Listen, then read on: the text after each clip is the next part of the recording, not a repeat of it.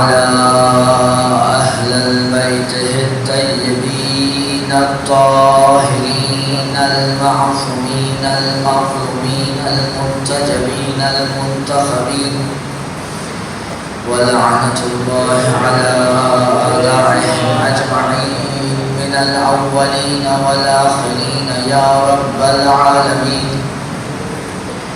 أما بعد فقد قال سبحانه وتعالى في محكم كتابه المجيد: فأعوذ بالله من الشيطان الرجيم بسم الله الرحمن الرحيم. وإذ ابتلى إبراهيم ربه بكلمات فأتمهن قال إني جاعلك للناس إماما قال ومن ذريتي قال لا ينال عهد الظالمين. صلوات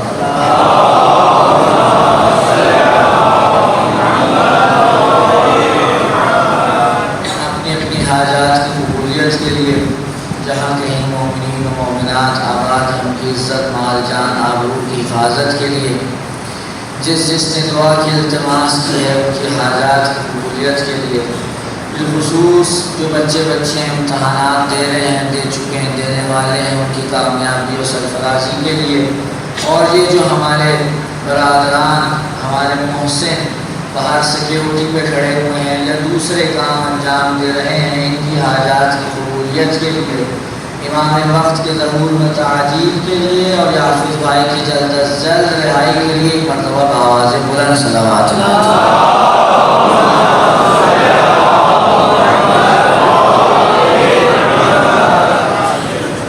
محترم سلسلہ گفتگو 5ویں مرحلے میں داخل ہو رہا ہے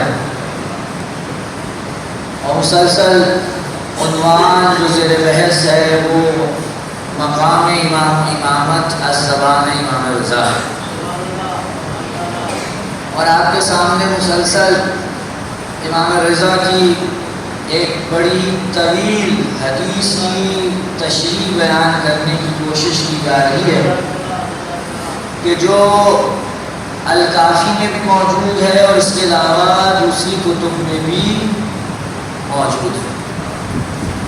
کل اس کے چند جملے آپ کے سامنے پیش کیے تھے جن کی تشریحات بیان کرتے کرتے وقت جو ہے وہ پورا ہو گیا۔ میں چاہ رہا ہوں کل گفتگو جہاں سے منقطع ہوئی تھی آج گفتگو وہیں سے دوبارہ شروع ہو جائے۔ امام نے یہ بیان کیا تھا کہ جو امر امامت ہے وہ کمال دین کی سند ہے، اور یہ سند اس دین کو غدیر میں ملی ہے۔ یعنی غدیر در حقیقت اکمال دین اور تمام نعمت کی سند ہے، اور ہمارا عقیدہ امامت، توجہ چاہوں گا اس جملے پر، ہمارا عقیدہ امامت در اصل خود بخود دلیل ختم نبوت ہے۔ ہمارا عقیدہ امامت در حقیقت خود بخود دلیل ختم نبوت ہے۔ نہیں میں پڑھ کے کہتا ہوں پہلی ختم نبوت کانفرنس غدیر میں ہوئی ہے۔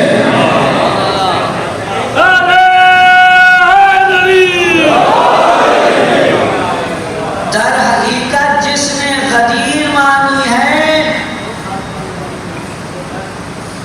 یہ یوں کہتا ہوں جو غدیر مانتا ہے وہ باطل آشیانی نہیں ہوتا اور زندگی میں کبھی قادیانی نہیں ہوتا۔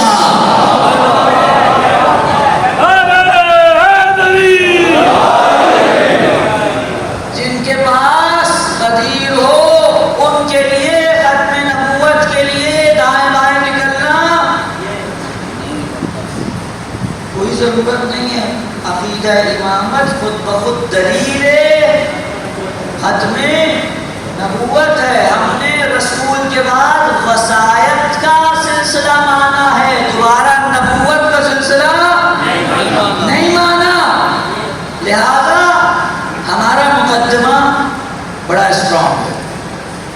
کل ایک بات تھی جس کی طرف میں نے ضمناً اشارہ کیا تھا، یہ اعتراض ہوتا ہے، اس لیے میں ابھی اس کو عرض کر کے آگے بڑھ رہا ہوں، کیونکہ مجھے اب امام کے دوسرے جملے کی طرف بڑھنا ہے اور مجھے اس چیز کا شدت سے احساس ہے کہ امام کے کئی جملے ہیں جو تشنہ تشریح رہ جائیں گے، جن تک ہم پہنچ ہی نہیں پائیں گے۔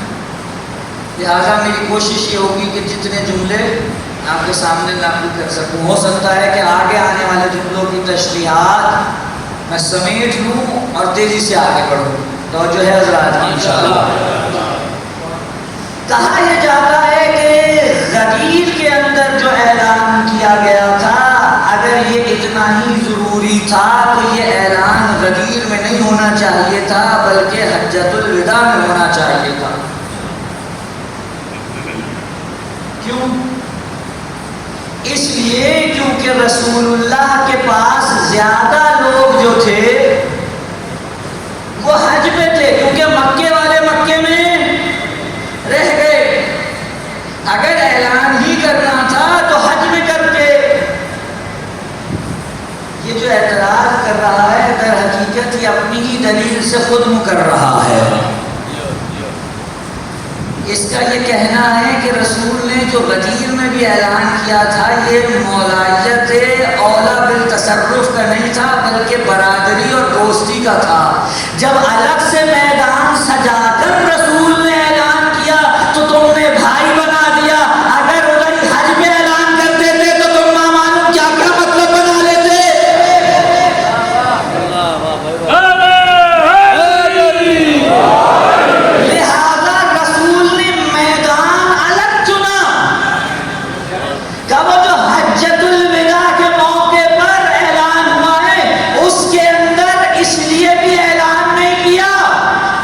تاکہ غدیر کی انفرادیت قائم رہے۔ دوسری بات، رسول اللہ آیت کے منتظر تھے۔ اگر خود سے اعلان کرتے تھے تو دنیا والے کہتے جاتے جاتے اپنے بھائی کو ہمارے سروں پہ مسلط کر کے چلے گئے۔ رسول آیت کے منتظر تھے، جہاں آیت اتری وہی اعلان کیا۔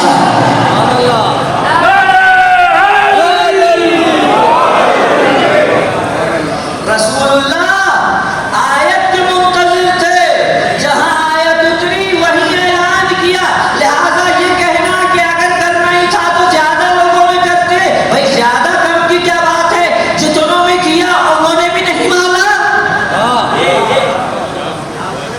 اگر یہ بات ہے تو جنہوں نے کیا ہے وہ سارے مان لیتے۔ مکے والے میں تو اکثر وہ تھے جو ویسے ہی رسول اللہ سے ڈر کے کلمہ پڑے ہوئے تھے۔ مکے میں تو اکثر وہ تھے کہ جنہوں نے بعد میں طلقاء کی صورت میں اسلام اختیار کیا تھا، لہذا ان سے کیا لینا دینا۔ رسول نے اعلان وہی کیا جہاں حکم الہی نازل ہوا۔ اور آپ دیکھیے آیت اترنے کے بعد بھی ایک شخص آ کے رسول سے کیا پوچھ رہا ہے، یا رسول اللہ یہ آپ کی طرف سے ہے یا خدا کی طرف سے ہے؟ یہ جملہ بتا رہا ہے رسول آیت کے منتظر تھے، اور آیت اترنے کے بعد بھی ایک بے وقوف آ کے یہ سوال کر رہا ہے کہ یہ آپ کی طرف سے تھا یا خدا کی طرف سے۔ اس کا یہ سوال کرنا خود اس بات کی دلیل ہے کہ لوگوں نے یہ چاہا تھا کہ کسی طرح اسے رسول اللہ کی اپنی ذاتی خواہش پر معمول کریں۔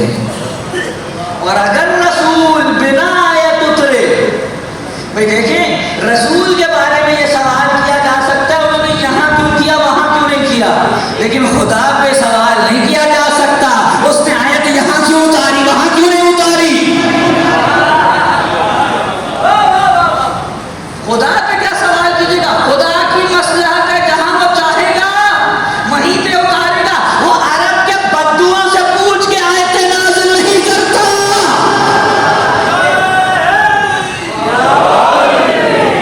وہ کسی سے پوچھ کے آیتیں نازل نہیں کرتا، جہاں اس نے اتارنی ہے وہاں اس نے اتارنی ہے۔ لہذا غدیر کے اندر یہ آیت نازل ہوئی، یہاں تک آپ میرے ساتھ آ گئے۔ اور اب میں چاہ رہا ہوں کہ ایمان جملہ آپ کے سامنے نقل کروں جس کے بعد دودھ کا دودھ اور پانی کا پانی ہو جائے گا۔ اب امام نے ایک مرتبہ اپنے سخن کی جہت کو بدلا۔ ابھی تک بتا رہے ہیں کہ کیا ہے امامت اکمال دین سے متعلق، اور اب یہاں کس طرح سے امام نے جہت کو بدلا، ذرا غور کیجیے گا۔ امام کیا کہہ رہے ہیں؟ هل يعرفون قدر الامامت ومحلها، کیا یہ لوگ جو امامت کے بارے میں اختلاف کر رہے ہیں، کیا انہوں نے امامت کے مرتبے کو پہچان لیا ہے؟ توجہ، کیا انہیں پتہ چلا ہے کہ یہ امامت کا مقام کیا ہے؟ هل يعرفون قدر الامامت ومحلها من الامہ فيجوز فيها اختیارهم، کیا انہوں نے یہ جان لیا ہے کہ امامت کا مقام کیا ہے جو ان کے لیے جائز ہوا کہ یہ اپنی مرضی سے امام بناتے رہیں؟ توجہ کیجیے اس جملے پر امام کے، یعنی امام کیا بتانا چاہ رہے ہیں؟ امام بتانا چاہ رہے ہیں ان کے لیے خود سے امام بنانا اس وقت جائز ہو سکتا ہے جب انہیں پتہ چلے کہ امام اور امامت ہے کیا۔ جب انہیں اس کی قدر و منزلت کا ہی نہیں پتا تو انہیں کس نے حق دیا کہ امام چنے یا امامت کے لیے اپنے آپ کو پیش کریں؟ یہ نہیں پیش کر سکتے کیونکہ انہیں یہ ہی نہیں پتا کہ امام اور امامت کا مرتبہ کیا ہے۔ جب تک امام و امامت کا مرتبہ نہ پتہ چلے یہ کیسے کریں گے؟ اچھا توجہ چاہتا ہوں، ذرا یہاں رکھیے۔ رسول اللہ کا جانشین بناتے ہوئے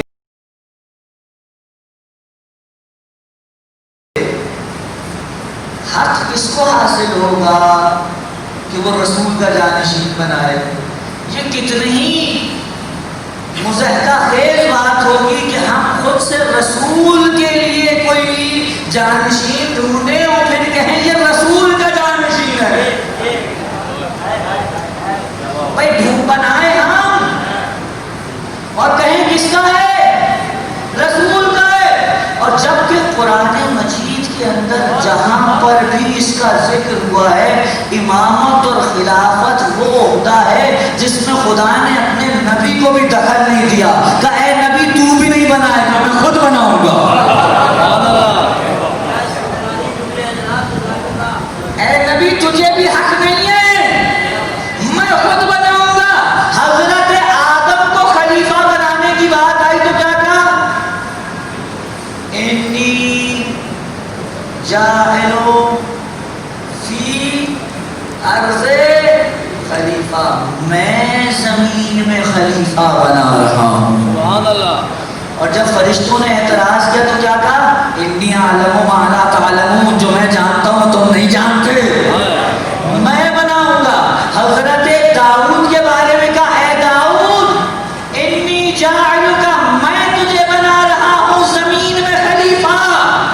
توجہ چاہتا ہوں، ابراہیم کو امام بنانے کی بات آئی تو کیا کہا؟ انی جاعلک للناس اماما، میں تجھے انسانوں کا امام بنا رہا ہوں۔ جہاں بھی خلافت و امامت کی بات آئی قرآن نے الفاظ یہ رکھ کے خدا کہہ رہا ہے میں بنا رہا ہوں۔ یہ بنانے کا حق خدا کو ہے، کیوں؟ امام یہی تو بتانا چاہتے ہیں بنا صرف وہ سکتا ہے جو امامت کی قدر و منزلت جانتا ہو۔ ارے تمہیں کیا معلوم امامت کی قدر و منزلت کیا ہے؟ یا یہ اسے پتا ہے جو بنا رہا ہے یا اسے پتا ہے جو بن رہا ہے؟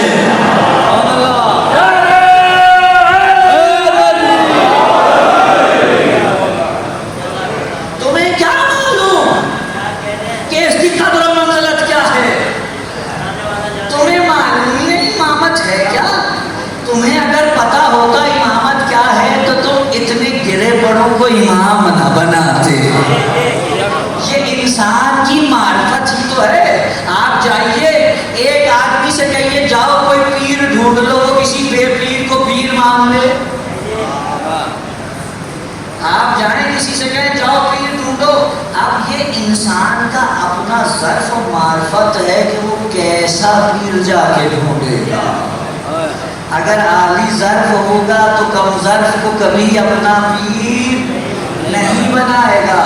انسان کیونکہ اس درجے تک معرفت رکھتا ہی نہیں ہے کہ جان سکے امام کون ہوگا. دلیل دیتا ہوں، ایسے بات نہیں کروں گا.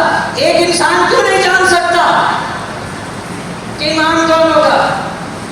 امام کی پہلی شرط معصوم ہو. کیا شرط ہے؟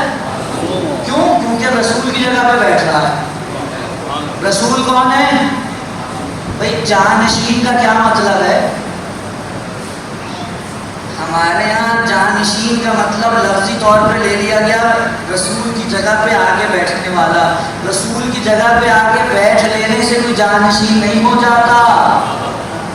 ان صفات میں جانشین ہو جو رسول میں پائی جاتی تھی. اگر صفات میں جانشین نہیں ہے تو جہاں بھی آگے بیٹھ جائے چاہے ممبر پہ ہی کیوں نہ ہو، جانشین صفات والا ہوگا تو ممبر ممبر ہوگا. اگر جانشین فقط جگہ پر کرے گا تو ممبر بھی لکڑیوں کا ٹکڑا ہو جائے گا.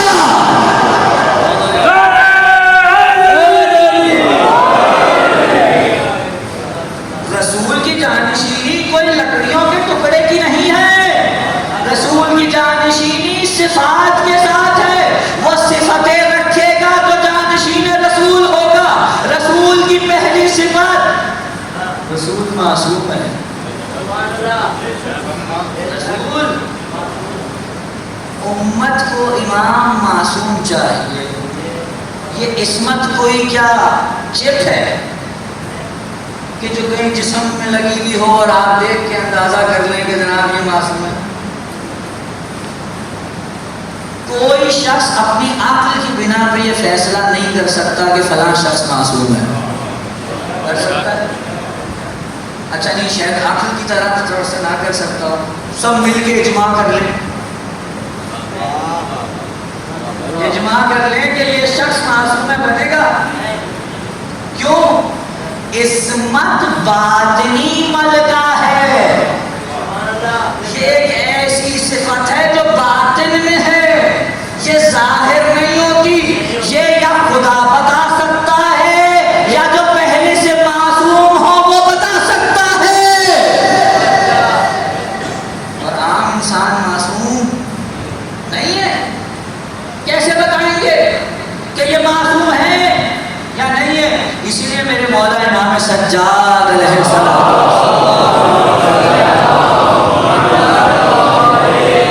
سے جب ایک شخص نے، شیخ صدوق نے نقل کیا ہے یہ روایت، آ کے کہا ایک شخص نے آپ کے بقول امامت جو ہے وہ منصوص من اللہ ہونی چاہیے، یعنی اللہ معین کرے، انسان معین نہیں کر سکتے. تو اگر اللہ کی طرف سے معین ہونی چاہیے تو اس کی دلیل کیا ہے؟ توجہ، امام کا جملہ غور سے سنیں گے حضرات. اس کی دلیل کیا ہے؟ امام نے کہا دلیل یہ ہے کہ امام کا معصوم ہونا ضروری ہے اور کسی کے معصوم ہونے یا نہ ہونے کا فیصلہ غیر معصوم کر ہی نہیں سکتے. لہذا ضروری ہے کہ جو امام ہو وہ معصوم ہو، اور معصوم کے لیے نص آئے. انسان اپنی عقل سے یہ پتہ نہیں چلا سکتا کہ فلاں معصوم ہے یا نہیں ہے. اب جب آپ یہاں تک میرے ساتھ آ گئے تو توجہ چاہتا ہوں. امام نے کیا کہا؟ ان الامامۃ اجل قدرا واعظم شأنا واعلی مکانا. امامت جلیل القدر عہدہ ہے، عظیم الشان عہدہ ہے، اعلیٰ مکان کا عہدہ ہے. یہ اتنی صفات بیان کر کے امام اس کے بعد کیا بیان کرنا چاہتے ہیں؟ فرماتے ہیں وَأَبْعُدْ غَوْرًا مِّنْ أَن يَبْلُغَ النَّاسُ بِعُقُولِهِمْ. اصلاً ہو ہی نہیں سکتا کہ اس بلندی تک انسان اپنی عقل کی ذرا طرح سے پہنچے. انسان اپنی عقل کی راہ سے، انسان عقل کی راہ سے یہ پتہ چلا سکتا ہے کہ امام کو معصوم ہونا چاہیے، لیکن یہ نہیں پتہ وہ معصوم ہے کون جسے امام ہونا چاہیے؟ توجہ ہے، یہ نہیں پتہ چلا سکتا کہ وہ معصوم ہے کون جسے امام ہونا چاہیے، لہذا خدا کی طرف سے نص آئے گی اور خدا بتائے گا کہ کون ہے جسے حق ہے کہ وہ بعد رسول صحیح معنوں میں جانشین رسول بنے۔ جانشین رسول ایسے تھوڑی نہ بن جاتا ہے۔ چلیے آپ کو ایک طرف لے چلوں تاکہ پتہ چلے اصلی جانشین کون ہوتا ہے۔ رسول اللہ کے پاس ایک شخص آیا، کہنے لگا یا رسول اللہ آپ کے ہاتھ پہ اسلام قبول کرتا ہوں، کر لیا۔ اب اس کے بعد کیا ہوا؟ یہ الخرائط والجرائع کے اندر قطب الدین راوردی نے نام کیا ہے واقعہ۔ اب سنیے، توجہ رکھیے گا میری جانب۔ کہا یا رسول اللہ میں اسلام قبول کرتا ہوں، قبول کر لیا۔ کہا اگر میں اپنے قبیلے کو مسلمان کر لوں تو آپ مجھے کیا دیں گے؟ توجہ ہے، ماشاءاللہ۔ اگر میں اپنے قبیلے کو مسلمان کر لوں تو آپ مجھے کیا دیں گے؟ رسول اللہ نے کہا اگر تو اپنے قبیلے کو مسلمان کر لے تو میں تجھے 70 یا 80 اونٹنیاں دوں گا جو سرخ رنگ کی ہوں گی اور ان کی آنکھیں سفید ہوں گی۔ سبحان اللہ۔ ٹھیک ہے میں راضی ہوں، چلا گیا۔ اب اس نے تبلیغ کی، مسلمان کیا، جب واپس لوٹا تو مسجد میں دیکھا معلوم ہے رسول اللہ تو دار فانی سے گزر گئے۔ تو کہا اچھا گزر گئے تو ان کا وسیع کہاں ہے؟ اب لوگ مسجد میں لے آئے، یہ ہے ایسی آیا، کہا کہ رسول اللہ نے مجھ سے وعدہ کیا تھا اور میں یہ کام کر کے آیا، مجھے رسول اللہ کی طرف میری 80 اونٹنیاں ہیں اور اونٹنیاں بھی سرخ رنگ کی جن کی آنکھیں سفید ہوں۔ تو کہا بھائی یہ کہاں سے لاؤں گا میں، میرے پاس کہاں سے آئیں گے؟ کہا جاؤ یہاں سے کوئی نہیں ایسی چیز۔ تو بیچارے نے کہا نہیں یہ نہیں ہو سکتا، یہ معاملہ گڑبڑ ہے۔ آپ کو میں کہتا ہوں کہ مولا علی نے سلمان کو بٹھا رکھا تھا مسجد کے دروازے پہ۔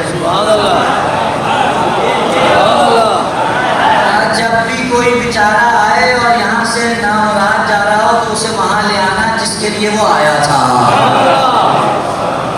تو سلمان نے کہا بھائی تجھے غلط جگہ پہ لے جایا گیا، اب میں تجھے صحیح جگہ پہ لے جاتا ہوں۔ اب پہنچے، دروازے پہ دستک دی تو اندر سے آواز آئی سلمان لے آؤ اس کو اندر، اس کے طرف رسول کی 80 اونٹنیاں ہیں، میں اس کو دے دوں گا۔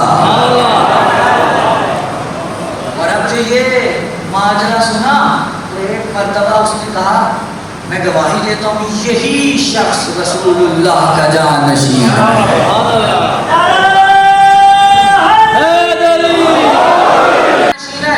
اور اب امیر المومنین نے کیا کیا؟ اور یہ روایت امام حسین سے ہے، راوی امام حسین بیان کرتے ہیں جب امیر المومنین نے اسے بلا لیا، کہا حسن بیٹا ادھر آؤ، کہا اس شخص کو لے جاؤ صحرا کی طرف، فلاں علاقے میں پہاڑوں میں جب پہنچو گے وہاں جا کے آواز دینا یا صالح، اور تم آگے بڑھو گے تو تمہیں پہاڑی کے نزدیک ایک مقام ملے گا کھلا ہوا، وہاں سے اونٹ کی ایک مہار تمہیں دکھائی دے گی، وہ پکڑ کے اس کے ہاتھ میں تھما دینا، یہ چلتا جائے گا، پہاڑ سے اس کی مطابق اونٹنیاں نکلتی جائیں گی۔ اور امام حسن نے جا کے مہار تھمائی اور جتنی تھیں اور جیسی تھیں وہ اونٹنیاں نکلی اور وہ لے کے چلا گیا۔ تو عرض یہی کرنا ہے جگہ پہ بیٹھنے سے کچھ نہیں ہوتا، جگہ پہ بیٹھنے سے کچھ نہیں ہوتا، بات ہے صفات کی۔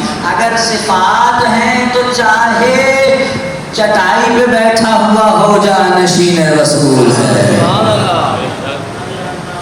اور اگر سید سجاد نے دربار میں کیا کہا تھا، میں مسائل نہیں پڑھ رہا لیکن سن لیجئے کیا کہا تھا سید سجاد نے، کہا اے یزید اگر یہ تیرا درباری خطیب بول چکا ہو تو مجھے اجازت ہے کہ میں اس لکڑیوں کے ٹکڑے پہ جا کے کچھ کہوں؟ کیوں؟ امام سجاد بتا رہے ہیں جب تک یہ جگہ اس جگہ پر اہل نہ ہو، اس جگہ کا کچھ لینا دینا نہیں ہے، اس کی نسبت اگر رسول سے ہے تب بھی اس جگہ کا مقام اسے اس وقت ملے گا جب اس پر اس کا حقدار آ جائے گا۔ اسی لیے توجہ چاہتا ہوں، اسی لیے جو اصل حقدار تھا جب اسے زور زبردستی کے ساتھ آ کے کہا نہیں اب ہم نے آپ کی بیعت کرنی ہے، تو علی نے ایک مرتبہ پہلے سینے پہ قدم رکھا، پھر دوسرے سینے پہ قدم رکھا، پھر تیسرے سینے پہ قدم رکھا، اور عرشے پہ جا کے بیٹھے تو چہمگوئیاں شروع ہو گئیں۔ ارے وتیرہ تو یہ تھا رسول عرشے پہ بیٹھتے تھے، اس کے بعد جو آئے انہوں نے رسول کی مسند کو چھوڑا، اس کے بعد جو آئے انہوں نے 2 مسندیں چھوڑی نیچے بیٹھے، انہوں نے اس کے بعد 3 سینے چھوڑے نیچے بیٹھے۔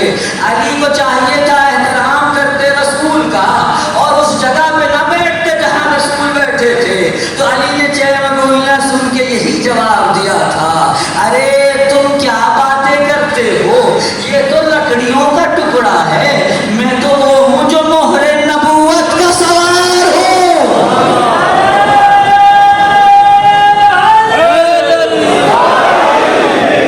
میں وہ ہوں جو مہر نبوت کا سوار ہے۔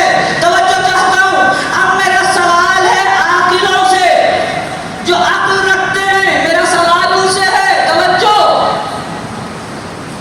اگر آپ کو چوائس دی جائے کہ بعد رسول تم کسی ایسے کو چنو کہ جو انسانوں کی طرف سے بنایا ہوا ہو، یا ایسے کو چنو جو اللہ کی طرف سے بنایا ہوا ہو، تو آپ اس کو پریفرنس دیں گے؟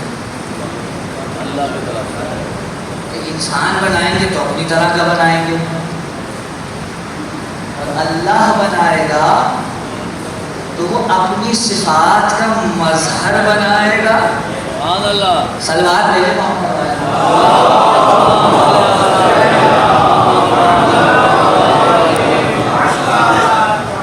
اگر خدا بنائے گا اپنی صفات کا مظہر بنائے گا، انسان بنائیں گے اپنی طرح کا بنائیں گے۔ یہ خدا کا عہدہ ہے، یہ سلیکشن یا الیکشن سے نہیں بنتا۔ یہ 2 لفظ تو آج کل آپ کے یہاں بڑے رائج ہے، آپ اس کو سمجھیں گے کہ عہدہ خدا بندی ہے، یہ سلیکشن یا الیکشن سے نہیں بنتا۔ حضرت موسیٰ نبی ہیں، جانے لگے کہاں؟ فرعون کے دربار میں۔ خدا نے کہا جاؤ، کہ بڑا متکبر ہو گیا ہے، اب رگلا اکیلے جاؤں گا، پھر تو میرا بھائی بھیج میرے ساتھ، وَجَعَلْ وَزِيرِي مِنْ أَهْلِي هَارُونَ أَخِي، میرے اہل میں سے میرا ایک وزیر بنا دے۔ کیا کہا؟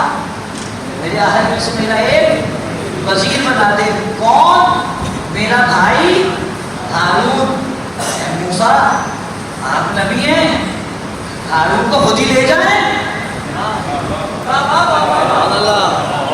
بھائی وزیر کس کا ہے؟ موسیٰ کا، تو آپ اپنے ساتھ خود وزیر بنا کے لے جائیں۔ کہا یہ موسیٰ ابن عمران کا وزیر نہیں ہے، موسیٰ کلیم اللہ کا وزیر ہے، عہدہ الہی ہے، وزیر بھی وہی بنائے گا۔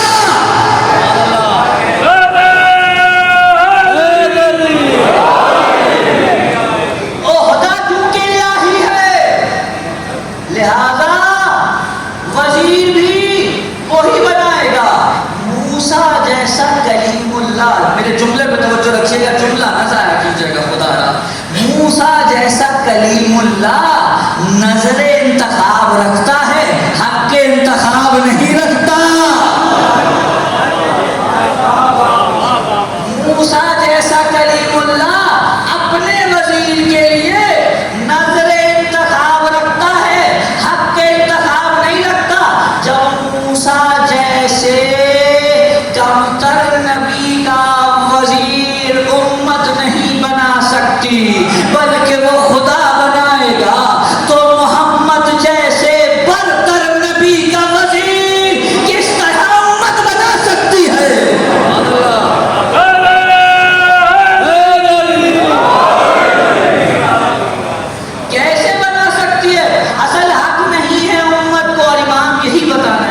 غلطی یہاں سے ہوئی ہے، یہ جو اینٹ رکھی ہے غلط تھی تو پوری دیوار ٹیڑھی جائے گی، غلطی یہاں ہے، یہ خشت اول ٹیڑھی رکھی گئی، جس کے بعد آخر تک معاملہ ٹیڑھا رہا۔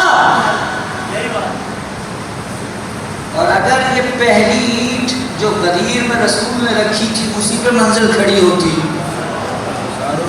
نہ صفین ہونی تھی، نہ جمل ہوتی، نہ نہروان ہوتی، نہ صلح حسن ہوتی، نہ کربلا ہوتی، کچھ نہ ہوتا۔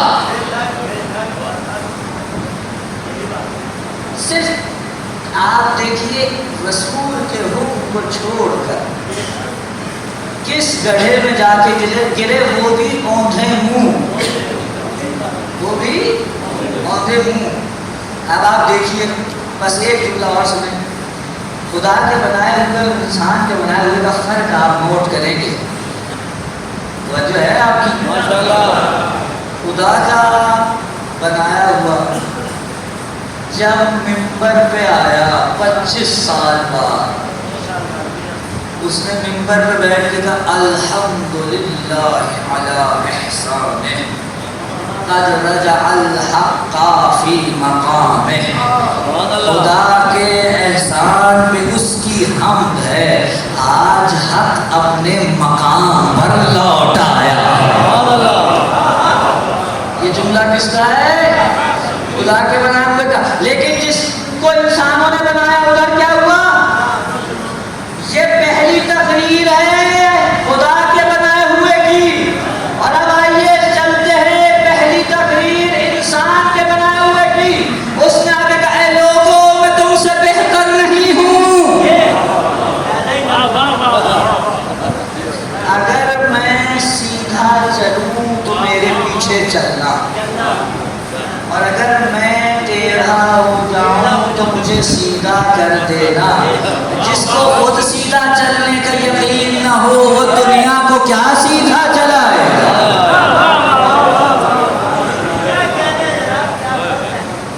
یہ فرق ہے، ہم یہی تو بیان کرنا چاہ رہے ہیں، ہمیں مسئلہ نہیں ہے۔ وہ کہتے ہیں فارسی کا ایک شعر ہے، کبوتر با کبوتر باز با باز، کبوتر کبوتر کے ساتھ اڑتا ہے اور باز باز کے ساتھ اڑتا ہے۔ ہمیں علی ملے ہیں، ہم ان کے ساتھ پرواز کر رہے ہیں، آپ کو جو ملے آپ کیجئے، ہمیں آپ پہ کوئی شک نہیں ہے، کیجئے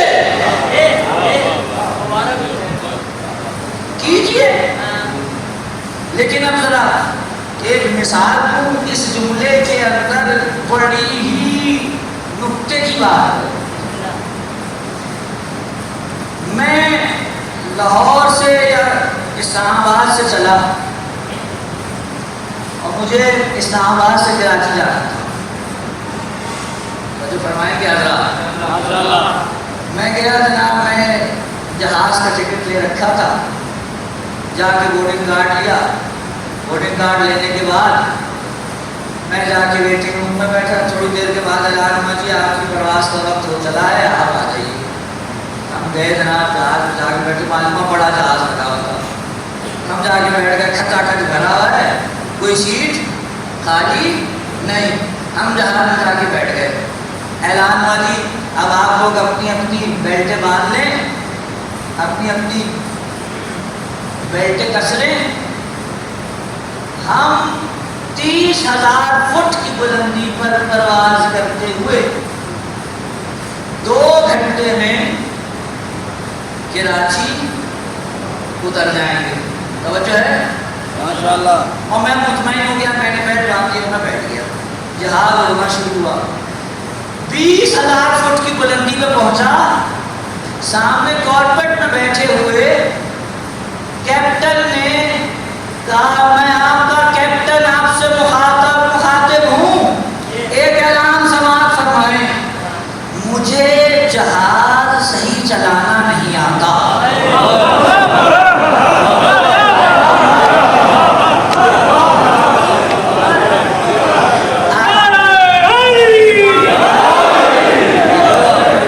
اگر میں جہاز صحیح چلاؤں تو چپ کے بیٹھے رہنا،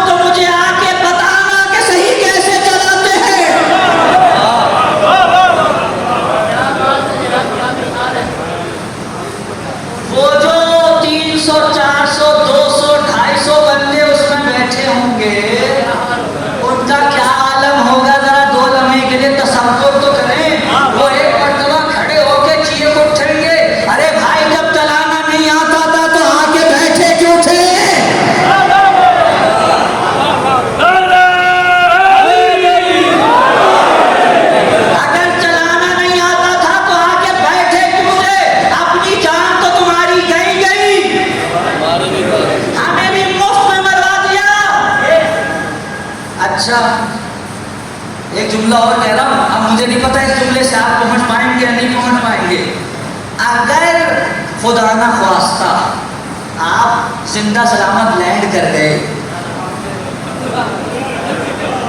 خدا نہ خواستہ ہی کہوں گا، جب آپ نے ایسے کو بٹھا دیا وہاں پہ لے جا کر، تو پھر آپ کا صحیح اتر جانا تو خدا نہ خواستہ ہی بنتا ہے۔ اگر آپ صحیح سلامت لینڈ کر گئے اور نہیں بھی کیے، آپ کے پیچھے لوائقین ہوں گے، وہ جا کے جب کیس کریں گے تو کیس کس پہ ہوگا؟ پائلٹ پہ کیس نہیں ہوگا، کمپنی پہ ہوگا۔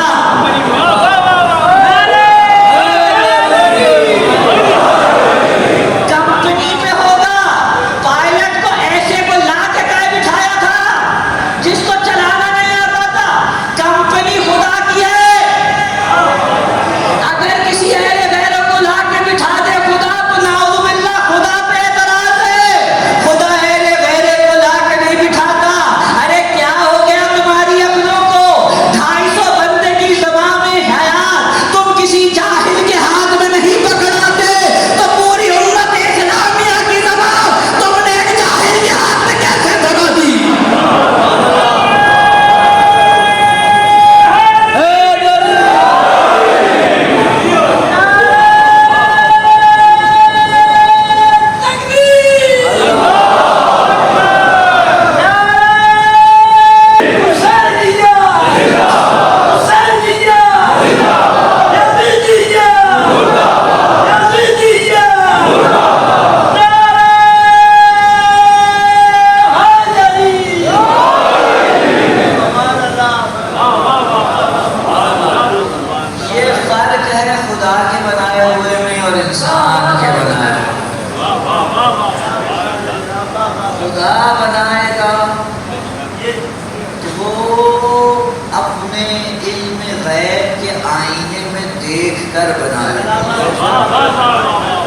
اسے معلوم ہوگا جسے بنا رہا ہوں، اس کے کندھے پہ جس دین کی ذمہ داری ڈالی ہے۔ بھائی آپ کے سامنے دین کا رسول سے ہٹ کے کوئی تشخص ہے؟ اگر رسول کو بیچ میں سے ہٹا دیا جائے نا تو دین کا کوئی تشخص ہے؟ دین کا تشخص کس طرح کا ہے؟ اگر کوئی شخص اس اعتقاد کو کھو بیٹھے کہ یہ جیسے رسول خدا سے لے رہے تھے ویسا ہی رسول نے مجھے دیا ہے، اگر اس اعتقاد میں ذرا سا بھی شک آ جائے پورے دین کا بیڑا گرک ہو جائے۔ اگر ذات رسول کی کے اوپر ذرا بھی شک آ جائے تو کیا ہوگا؟ دین ختم، آپ کے پاس کچھ نہیں بچا دین کے نام پر۔ کیوں؟ یہ رسول ہی کی زبان ہے جس پہ یقین کرتے ہوئے میں نے کہا جملے تو یا رسول اللہ آپ کی زبان سے ہی نکل رہے ہیں، لیکن ایک دفعہ کہا یہ قرآن ہے، میں نے کہا قرآن ہے۔ ایک دفعہ کہا حدیث قدسی ہے، میں نے کہا حدیث قدسی ہے۔ ایک دفعہ آپ نے کہا یہ میرا کلام ہے، میں نے کہا یہ آپ کا کلام ہے۔ یعنی زبان ایک ہی ہے لیکن تین مختلف اقوال اسی ایک زبان سے صادر ہو رہے ہیں، اور کیونکہ مجھے رسول کی زبان پہ اعتماد ہے لہذا میں نے کہا جو آپ نے کہا ویسے ہی۔ اب اگر بات رسول کسی ایسے کو بطور امام قبول کر لوں کہ جس کے اوپر یقین نہ ہو کہ اس نے جیسے رسول سے لیا ہے ویسے ہی دے گا، پھر وہی مشکل تو وہی ہے کہ کیسے پتا چلے کہ اس نے جو رسول سے لیا تھا ویسا ہی دے رہا ہے یا نہیں دے رہا ہے۔ معلوم ہوا شرط کیا ہے؟ معصوم۔ اب میں ایک حوالہ دے رہا ہوں آپ کو، وقت تقریباً ہو چلا لیکن مجھے 5 دقیقے اور دے دیجیے، توجہ ہے حضرات کی؟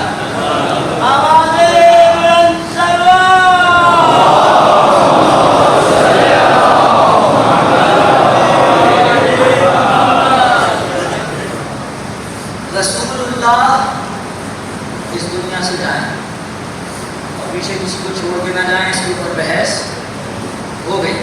رسول اللہ لازم ہے پیچھے کسی کو چھوڑ کر حضرت موسیٰ 40 دن کے لیے جائیں. کتنے؟ کہاں جا رہے ہیں؟ کوہ طور پہ. پہلے 30 دن تھے، 10 دن اور بڑھ گئے. 30 دن کے لیے امت کو بنا امام کے نہیں چھوڑتے. کیا بات ہے جناب؟ 30 دن کے لیے امت کو بنا حاجی کے نہیں چھوڑتے. رسول اللہ کو پتا ہے میں 30 دن کے لیے نہیں جا رہا، میں جا رہا ہوں. وہ بنا کوئی سسٹم دیے ایسے ہی چلے گئے. آپ تصور نہیں کر سکتی کسی معقول آدمی سے ایسا کوئی فعل چاہ جائے کہ رسول اللہ سے، چاہ جائے کہ رسول اللہ سے. رسول اللہ بنا کے گئے، اور جب رسول اللہ بنا کے چلے گئے، اب توجہ چاہتا ہوں، ہم نے اتنا زور لگایا کس پر؟ عصمت پر. اب ایک آیت میں شاید پہلے دن میں نے اس کی تلاوت کی یا دوسرے دن، اس وقت ظاہر میں نہیں آ رہا. یا ایھا الذین آمنوا اتقوا اللہ وکونوا مع الصادقین. میں عرض کر چکا اس دن اس کے ذیل میں، لیکن اب مجھے ایک بہت بڑی تفسیر کا حوالہ دینا ہے. مسلمانوں کی ایک بہت بڑی تفسیر ہے، تفسیر کبیر کے نام سے مشہور ہے. اس آیت کے ذیل میں فخر الدین رازی، کون ہے جی؟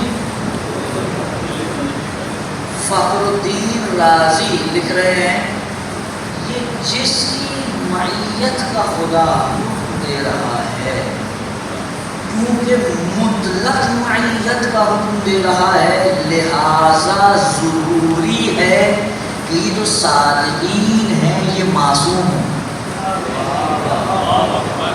توجہ، کیونکہ خدا نے حکم دیا ہے بنا کسی قید و شرط کے. یہ ذہن میں رہے آپ کے.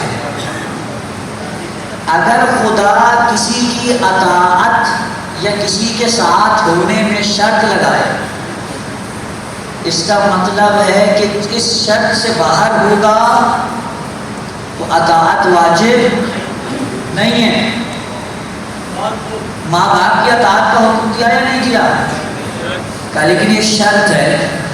کیا کا شرط یہ ہے اگر شرک کی دعوت دیں تو قبول نہ کرنا. کیوں؟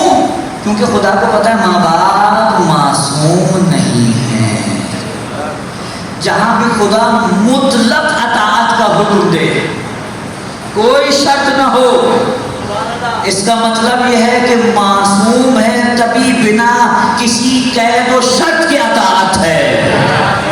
جہاں بنا قید و شرط کے اطاعت ہو وہ معصوم ہے. فخر رازی کہتے ہیں کیونکہ یہاں پر بنا کسی قید و شرط کے خدا نے کہا صادقین کے ساتھ ہو جاؤ، لہذا یہ صادقین معصوم ہوں یہ ضروری ہے.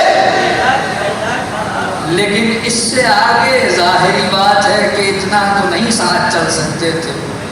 تو کہنے لگے لیکن یہاں صادقین سے مراد اجماع امت ہے. کیا ہے جی؟ اجماع یعنی کیا؟ سمجھائیے، میں سمجھ نہیں پایا. کہا مطلب یہ ہے کہ امت جب تک تنہا رہے گی تو غیر معصوم، لیکن جب مل جائے گی، سب اکٹھے ہو جائیں گے تو یہ معصوم بن جائیں گے. میں تو بس ایک ہی جملہ کہوں گا، میں نے آج تک نہیں دیکھا کہ 100 اندھے مل کر ایک آنکھ والا بن جائے.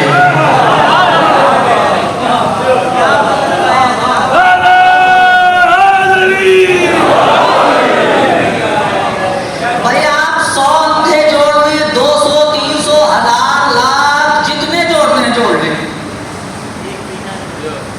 100 اندھے جوڑنے سے ایک آنکھ والا تو کانا بھی نہیں بنے گا.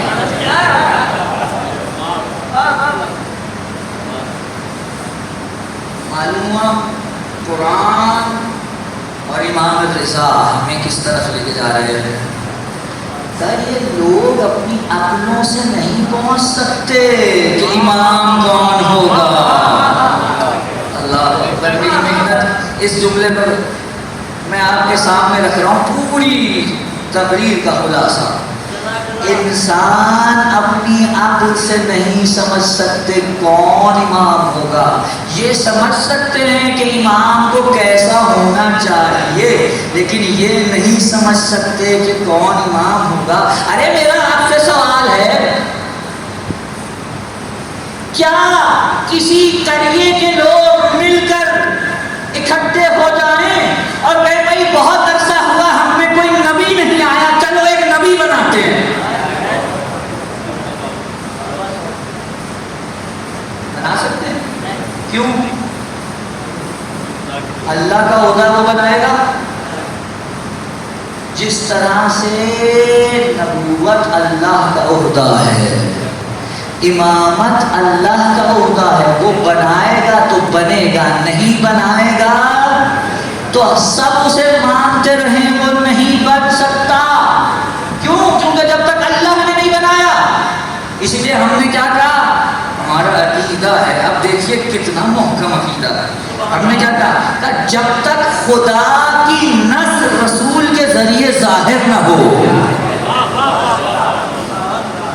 ہم کسی کو امام نہیں مانیں گے. اور اگر نص ظاہر ہو جائے تو ہم ماننے سے انکار. ارے ہمیں کسی سے ضد نہیں ہے بھائی، ہم نے تو کسی کو نہیں مانا، ہم نے تو خدا کو مانا اور رسول کو مانا. بس اتنا قصور ہے کہ خدا اور رسول کے بعد جس جس کو رسول منواتے گئے ہم مانتے گئے، اور جس کو نہیں منوایا اس کو نہیں مانا. رسول نے جسے منوایا ہم نے اسے مانا. ہمارا قصور فقط اتنا ہے. اور امام کیا فرما رہے ہیں؟ آخری جملہ، او ینالها بآرائہم او یقیموا اماما باختیارہم. لوگ اپنے اختیار سے امام نہیں بنا سکتے. لوگ اپنے اختیار سے امام نہیں بنا سکتے. اچھا یہاں ایک اعتراض ہو سکتا ہے، میں وہ دوں اس کا جواب تیزی سے آگے بڑھ دوں، ختم آپ کی زحمت تمام کی. ہو سکتا ہے کہ اٹھ کر اس زمانے میں شاید عقل اس معراج پہ نہ پہنچی ہو،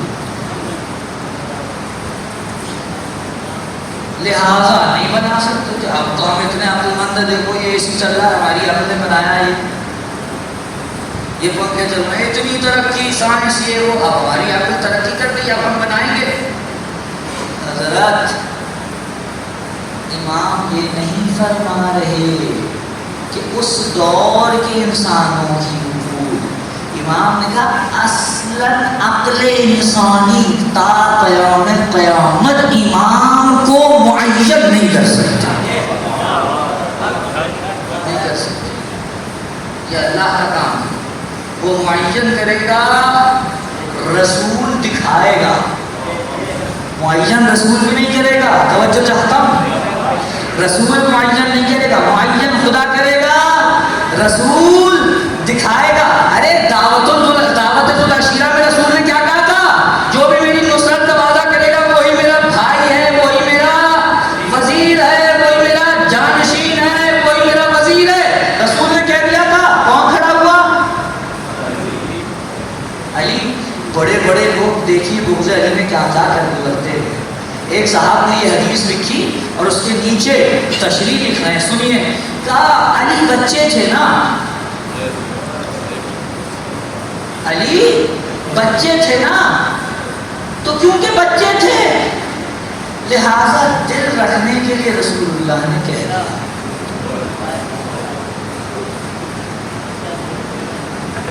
رسول اللہ نے بچے کا دل رکھنے کے لیے کہہ دیا کہ میرے بعد اب سب کچھ. اس جملے کا پتہ ہے یہ جا کے کہاں رکے گا؟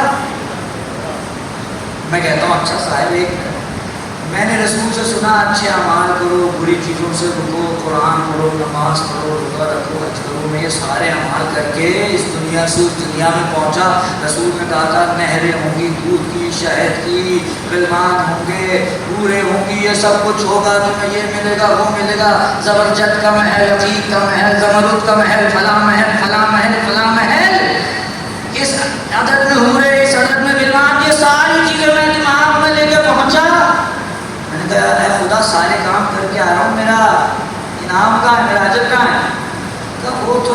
کہہ دیا تھا تمہارا دل رکھنے کے لیے.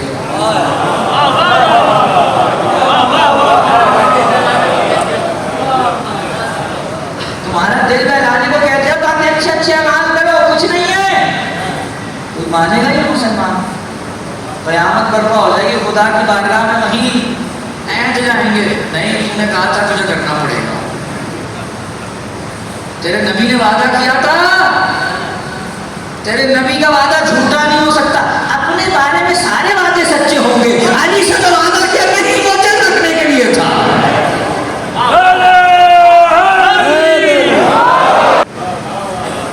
علی سے جو وعدہ کیا وہ دل رکھنے کے لیے تھا. رسول اسی وقت بتا چکے کس کو ملنے والا ہے, کس کو یہ عہدہ ملنے والا ہے. لیکن رسول نے اس وقت حتمی اعلان نہیں کیا. کیوں؟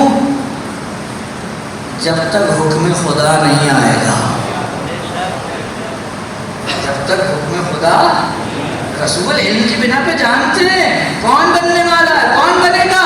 لیکن جب تک یا ایھا الرسول بلغ نہیں آ گئے, رسول نے اعلان نہیں کیا. کیوں؟ کہا عہدہ اس کا ہے, کرنا مجھے ہے, لیکن جب تک وہ اعلان نہیں کروائے گا میں اعلان نہیں کروں گا, تاکہ دنیا کو پتہ چل جائے بنانے والا بھی خدا ہے اور جو عہدہ دیا جا رہا ہے وہ عہدہ بھی خدا کا ہے. اور جب یہ عہدہ مل گیا, علی کو یہ عہدہ مل گیا. بس آج گفتگو یہاں روک رہا ہوں. میں چاہتا تھا کہ اس سے آگے کی گفتگو بھی کروں.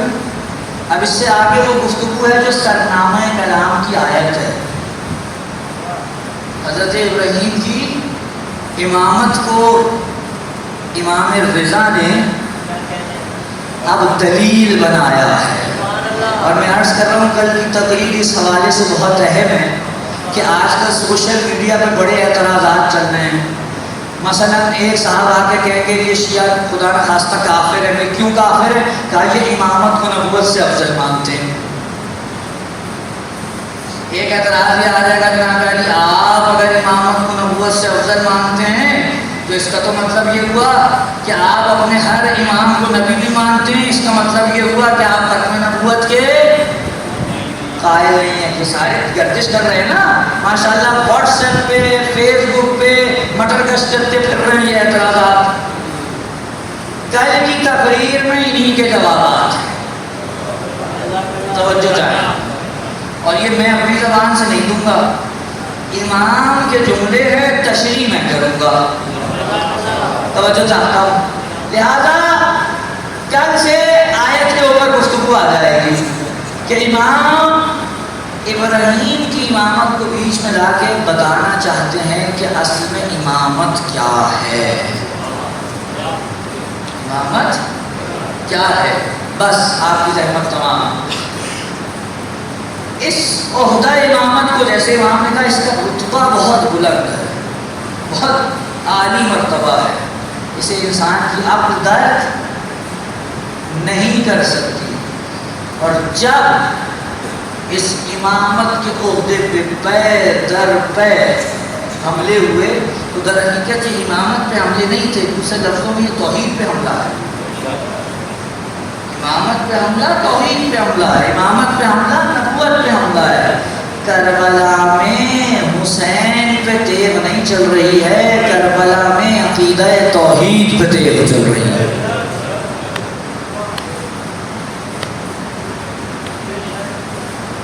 آج مجھے حکم ہے کہ میں اس جوان کا تذکرہ کروں کہ جس کی اذان سے آج تک اذانیں باقی ہیں. کون؟ مجھے 2 منٹ دیجیے, میں ایک طرف سے چلوں. آپ میں سے ماشاءاللہ بہت سے صاحبان اولاد بیٹھے ہوئے. کسی کے یہاں بچہ پیدا ہوتا ہے نا, یہ خصوص باپ, ماں کی خواہشیں اور طرح سے ہوتی ہیں, باپ کی خواہشات اور طرح کی ہوتی ہیں. گھر میں بیٹا پیدا ہو جائے تو باپ اس گٹلیوں چلتے ہوئے بچے کے اندر اس کی جوانی دیکھنے لگتا ہے. اس کی آنکھوں کے سامنے آتا ہے کہ میرا بچہ ہے، ابھی یہ آیا ہے، پھر یہ بڑا ہوگا، یہ جوان ہوگا، اس بچے میں اپنی گود میں کھلاؤں گا. یہ ساری چیزیں باپ کی آنکھوں میں آ جاتی ہیں. اچھا، یہ ہر بچے کا عالم ہے، عام بچے کا یہ عالم ہوتا ہے. تو سوچئے اگر بچہ شبیہ رسول ہو، اگر بچہ شبیہ رسول ہو، ہم شکل پیغمبر ہو، باپ حسین جیسا ہو، تو علی اکبر کتنا اہم ہوگا حسین کے لیے، یہ ذرا تصور تو کریں. اور حسین اپنے اس کڑیل جوان کو میدان میں لائے. صبح اذان سے علی اکبر نے آغاز کیا، صحابی چلے گئے، سب چلے گئے، اور بچہ آ کے کہتا ہے بابا اجازت ہے اب میدان میں چلا جاؤں؟ بابا اجازت ہے میں میدان میں چلا جاؤں؟ یہ تاریخ کربلا کے جملے ہیں کہ حسین نے سوائے علی اکبر کے سب کو روکا ہے. لیکن جب علی اکبر آئے تو ایک لمحے کے لیے بھی حسین نے یہ نہیں کہا بیٹا نہ جاؤ. کیوں؟ اگر کہیں کہہ دیتے ہو سکتا ہے بعد میں لکھنے والا لکھ دیتا حسین اپنا بیٹا بچانا چاہتے تھے. حسین اپنا بیٹا بچانا چاہتے تھے. حسین نے ایک دفعہ نہیں کہا علی اکبر نہ جاؤ، لیکن حسین نے ایک جملہ کہا بیٹا جا رہے ہو ٹھیک ہے، جاؤ اپنی ماں سے اجازت لے لو.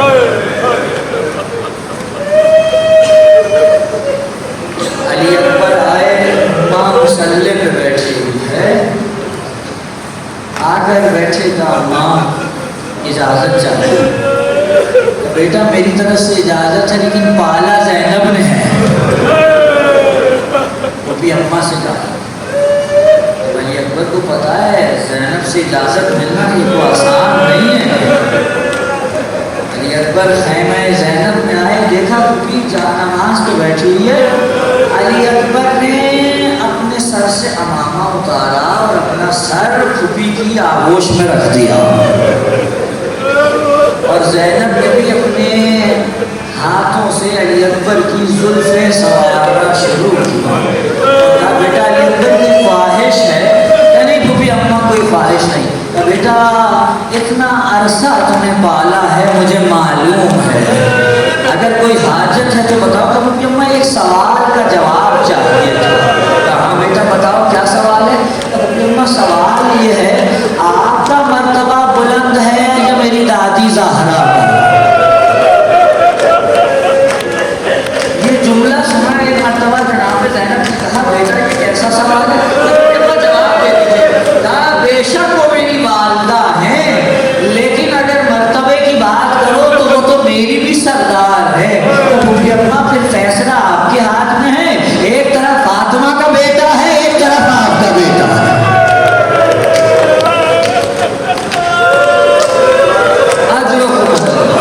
ایک طرف فاطمہ کا بیٹا ہے، ایک طرف آپ کا بیٹا. زینب کا بیٹا حجت تمام کرنی تھی، جا تجھے اجازت دی. یہ روایت کے جملے ہیں. قبلہ نقل صاحب ایک جملہ کہا کرتے تھے، فرمایا کرتے تھے خیمے سے کچھ شہید ایسے برآمد ہوئے جیسے بھرے گھر سے جنازہ نکلتا ہے. علی اکبر جب بھی نکلنا چاہتے ہیں بیویاں دامن تھام لیتی ہیں، نکلنے نہیں دے رہی بیویاں. ایک روایت میں ملتا ہے علی اکبر کا کبھی دامن تھام لیتا تھا، کبھی کوئی علی اکبر کی عبا پکڑ لیتا تھا. یہ بھی جملہ ہے کبھی کوئی آ کر علی اکبر کے پیروں سے لپٹ جاتا تھا. مجھے نہیں پتا کون لپٹتا تھا، لیکن ہو سکتا ہے یہ کوئی ایسی بیوی ہو جس کا قد علی اکبر کے دامن تک نہ پہنچ رہا ہو. وہ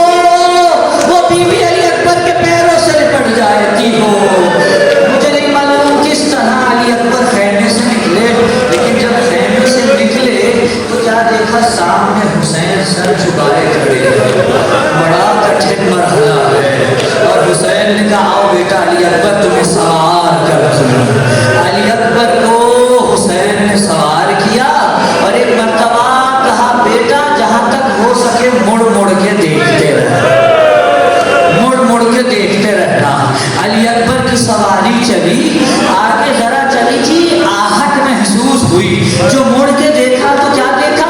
حسین کبھی زمین پہ بیٹھتے ہیں، کبھی کھڑے ہوتے ہیں، چلے آ رہے ہیں، واپس لوٹے۔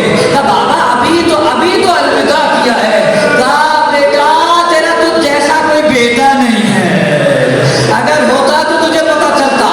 علی اکبر میدان کی طرف چلے، وہاں حسین کے جملے آسمان کی طرف ہاتھوں کو بلند کیا۔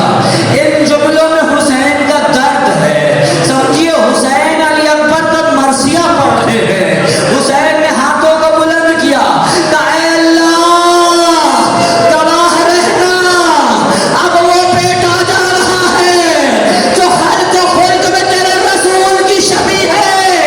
میں جب بھی تیرے رسول کی زیارت میں مشتاق ہوتا تھا، اس بیٹے کی زیارت کرتا تھا۔ اجرکم اللہ۔ عزادارو علی اکبر میدان میں پہنچے، جب کی آیت اللہ خامنائی ایک دن اپنا خطبہ دے رہے تھے، جمعے کا خطبہ دے رہے تھے، محرم کے دن تھے عزادارو۔ انہوں نے ایک جملہ کہا، انہوں نے کہا کربلا کے میدان میں حسین کے بعد سب سے بڑی جنگ جس نے کی ہے وہ علی اکبر ہے۔ سب سے بڑی جنگ حسین کے بعد سب سے زیادہ جس نے کوفیوں کو فنار کیا وہ علی اکبر ہے۔ آئے جنگ لڑنا شروع کی، میمنہ کو میسرہ پہ پلٹا، میسرہ کو قلب لشکر پہ پلٹا، جنگ لڑ رہا ہے علی اکبر۔ اور ایک مرتبہ سامنے سے ایک پہلوان آ گیا عزادارو۔ ایک مرتبہ حسین نے دیکھا اور اب بارگاہ الہی میں ہاتھ اٹھے کہ پروردگار میں اپنے وعدے سے مکرا نہیں ہوں، میں قربانی اپنے بیٹے کی دوں گا، لیکن میں یہ نہیں چاہتا اس پہلوان کے ہاتھوں یہ جائے۔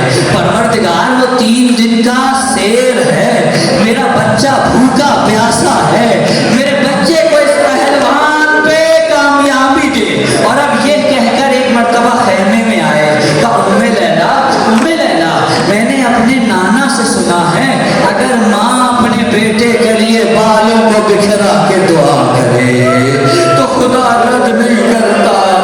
ام لیلا نے مصلی بچھایا، بالوں کو پریشان کیا، ہاتھ اٹھے، جملہ کہا اے یعقوب کو یوسف سے ملانے والے، اے اسماعیل کو ابراہیم سے ملانے والے، ایک مرتبہ علی اکبر کو حسین سے ملا دے۔ علی اکبر نے وار کیا، پہلوان فنار ہوا، علی اکبر واپس لوٹے۔ کہا بابا میری جنگ دیکھی آپ نے؟ کہا ہاں بیٹا، حیدر کرار نے جوہر دکھا دیے۔ بیٹا تم نے کیا جنگ کی ہے؟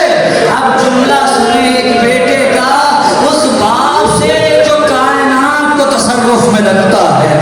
تب بابا اگر ایک گھونٹ پانی مل جاتا تو آپ دیکھتے یہ میدان کا نقشہ اور ہوتا۔ حسین نے کہا بیٹا اپنی زبان میری زبان پہ رکھ دے۔ یہاں علی اکبر کی زبان حسین کی زبان پہ آئی، وہاں گھبرا کے ہٹا لیا۔ بابا آپ کی زبان تو مجھ سے بھی زیادہ خشک ہے۔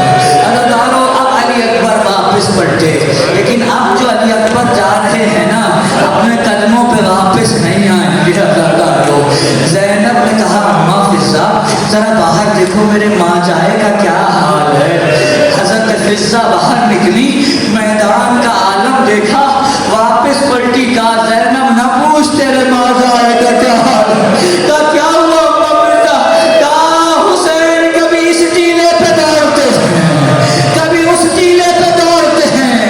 علی اکبر جب شام کے بادلوں میں چھا جاتا ہے، لشکر میں چھپ جاتا ہے، تو حسین اونچے مقام پہ چڑھتے ہیں۔ میں دیکھوں میرے بیٹے کا کیا عالم ہے۔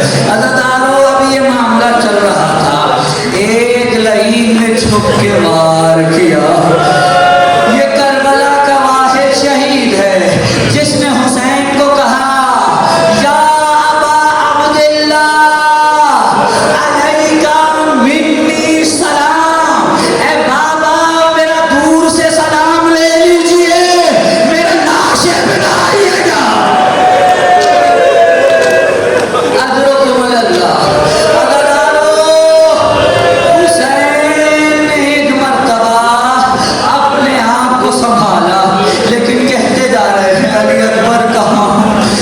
آباد